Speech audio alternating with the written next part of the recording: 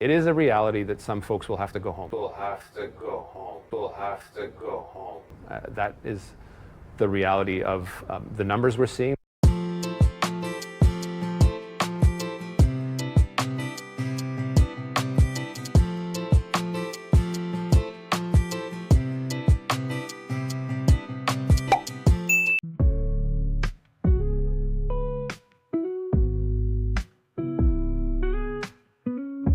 After namin magsimba, nandito ulit kami sa Fort Langley.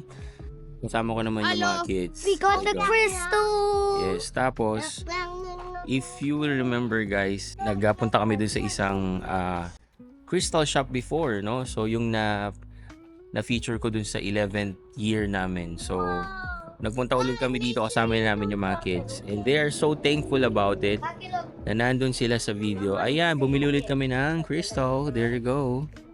Yan, right? And then guys, they are super thankful doon sa na-feature natin sila doon, no? And then, binigyan nila kami ng mga gift like yung mga kids. Show them anak. Show them. Yan, so meron silang mga free crystals like that. Lahat kami. Yeah, I have mine too. Aquamarine. Yan. And then tapos guys, Aquamarine. binigyan nila ako ng It's like gift, no? Aquaman. Na I think it's a good luck, right? It's for cleansing, removing negativity. Removing negativity protection, and protection sa healing. house. Yan, and healing. Ito guys, oh. This one, right? So, meron siya mga crystals and everything. So, ilalagay namin yan sa house Has mamaya. quartz, volcanic shike, and volcanic pumice. There you go. Which Right? is hard to find. Yes. Very hard. Oh, shoot! Di ba? You can only find that Mom? near volcanic eruption. And there you go. Ito na ang aming pagkain. I love it! How are you, ma? I'm happy. You're happy? How are you guys? Good. Happy New Year! Happy New Year, Camera! How was it, Percy? When you're done, Good? the rest to us. Wow. Manila. Where are we? Fort Langley. Fort Langley in... And what's the name of the restaurant? I forgot. Wendo's. I forgot. Wendo's. Wendo's. Wendell. Wendell. Amazing, right? Please be the fettuccine I'm expecting. Ayan. So, we are here, guys. Kakain lang kami. This is our celebration for 2025 and first Sunday Mass namin kanina. Train is coming. The train is coming? Yeah.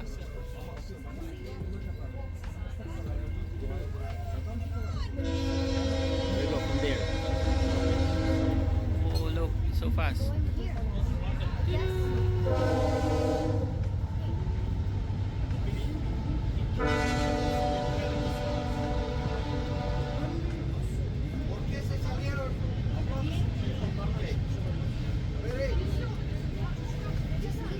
Hello guys, Nardino TV here and we are back with another video. So guys, nandito na naman tayo at magkukwentuhan na naman tayo about sa buhay Canada, no? So, it's a very beautiful weekend. Nakikita nyo naman ang ating background ngayon. Ang ganda talaga dito sa Vancouver, di ba?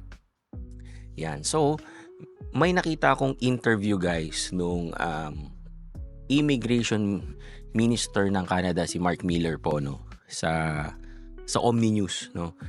At gustong i-share sa inyo yun guys, no? Lalo na yung mga nandito sa Canada, yung mga PR na, yung mga citizen na, at yung mga nagbabalak pumunta dito sa Canada, no? Kasi guys, may mga positive note at may mga negative note din siya mga sinabi doon na I think very valuable na malaman nyo talaga, no? First, guys, sinabi niya doon na ang target talaga ng Canada ngayon is bigyan ng permanent residency, guys, yung mga nandito na sa Canada. And it makes sense, no? Kasi nga, yung sa mga drastic changes na nangyari for the past months, no, makikita mo naman talaga ang talagang target nila doon is magbawas talaga ng mga immigrants na pumapasok dito. So, bakit hindi na lang natin gawing PR yung mga nandito na sa Canada, yung mga temporary resident na nandito sa Canada, like yung mga naka TFW, yung mga international students, di ba? I made sure that we do more domestic draws for permanent residency, and that includes the cohort of bright people that have perhaps gotten a quality education here in Canada. They have the points necessary to transition into permanent residency. Nabigyang focus din niya yung mga international students, no? Kasi guys, sa lahat ng immigration pathway, I think, dito sa Canada, yun talaga yung pinakamarami, no guys? Kaya yung mga changes na nangyari sa mga policy, mas marami talaga nakafocus doon sa international student pathway. Tsaka guys, meron din tayong na-discuss dito before yung mga students na no-show, no? Yun guys, nakakalungkot yun, no? Na dahil sa kagagawa ng iba, napansin ng IRCC, gumawa sila ng policy talaga para maghigpit. So, yan yung isang tinutukan daw talaga ng IRCC. People are here, they should be showing up to their institution of study. And in fact, the institutions themselves should be making sure that people are showing up to study if you're paying 20, 30, 40,000. But that data does date from a year ago, and it does predate, and in fact did motivate some of the changes that I made to reform the system so that people that are coming here are taking their studies seriously. It's the same reason why I reduced the work hours, because you can't work a 40-hour week and pretend to be studying at the same time. It's extremely difficult. Any numbers like these are ones that cause you to pause. Marami din kayong nakikita ngayon sa social media, no guys, na yung mga post ng iba na uuwi na daw sila, no? Uuwian na, no? Actually guys, ako pag may nakikita akong ganun, hindi talaga ako totally naniniwala about it, no? Kasi those are personal, no? Nangyari lang sa isang vlogger or nangyari lang sa isang tao. So it doesn't mean na mangyayari sa lahat, no? Pero ngayon guys, mismong si Mark Miller ang nagsabi na marami talaga or meron talagang mga mapapauwi, na mga temporary resident dito sa Canada. Yan siguro, medyo maniniwala na tayo dyan kasi syempre, they have all the numbers at sila yung nagpapatupad talaga ng mga policies and rules dito sa Canada. At yun nga yung sinabi niya, no? It is a reality that some folks will have to go home.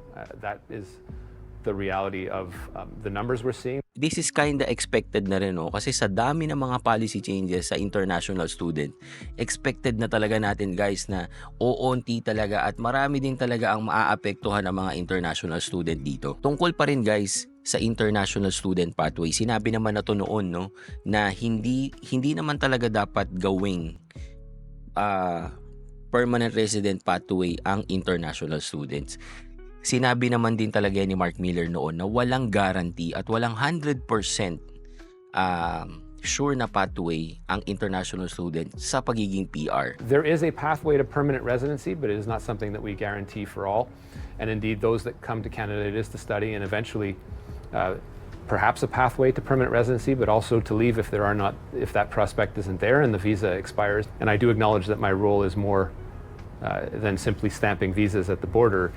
It's looking at what market needs are, looking at what people need in terms of bringing in immigrants. But, guys, ako naniniwala ako at personal experience at nangyari po talaga sa amin to, no, na nagamit po talaga namin ang international student pagpunta dito.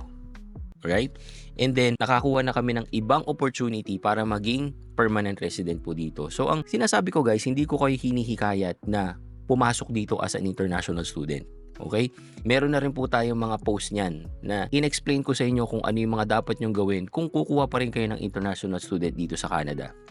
Kasi ako guys, naniniwala pa rin ako, no, na pag pinaghandaan at pinagplanuhan yung pagpasok nyo dito, kahit international student yan or TFW, meron kayong chance talaga na ma-PR talaga dito. Nakadepende pa rin po talaga yan. Case-to-case basis yan, guys. And then, guys, sinabi rin ni Mark Miller na talagang nakafocus ang Canada doon sa mga kukunin nila para maging PR dito. Doon sa mga meron talagang maitutulong sa economy ng Canada, no? Kaya nga, guys, yung mga changes ngayon, no, sa mga pathway dito sa Canada, makikita mo talaga na very specific yung mga program nila, like para sa mga IT, sa mga nurse, sa mga caregivers, yung mga ganyan.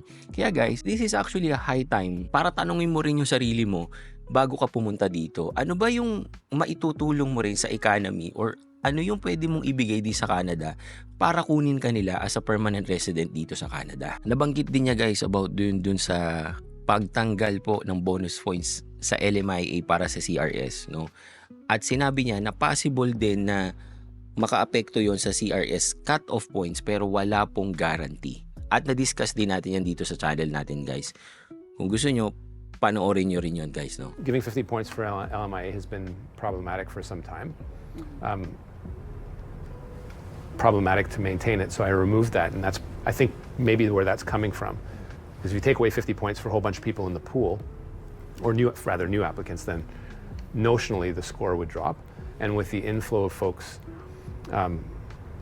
over the next little while reducing, particularly in the international student cohort, it would stand to reason, but I couldn't confirm until it happens. Now, the question is, dito sa mga sinabi ni Mark Miller, is this a good thing or a bad thing? Again, guys, with all the drastic changes na nangyari for the past months, no, this is kind of expected na, so hindi na siya bago, di ba?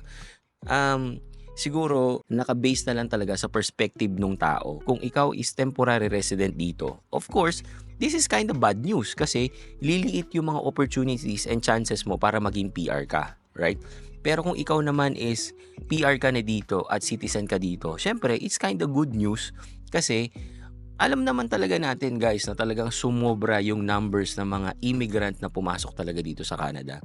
At yung paglilimit ng number, guys, makakatulong talaga yan sa economy ng Canada para magkaroon lang ng konting breathing space, no? Para din makabuelo si Canada like dun sa resources like sa housing, di ba? Sa healthcare. Overall, guys, para sa akin, this is actually a positive thing, no? Sinabi ko na rin to sa past ko na mga post na sa dami ng mga changes ngayon, sa mga policies na talagang pinaigting talaga nila, guys, at nakapasok ka pa rin, masasabi mo talaga na yung profile mo is one of a kind. Your profile is really something kasi sa dami ng mga changes ngayon dito sa Canada, nakapasok ka pa rin, no? So, that is something that you need to think about. Okay? So, yun lang, guys. Thank you for watching and see you again on my next video. Peace!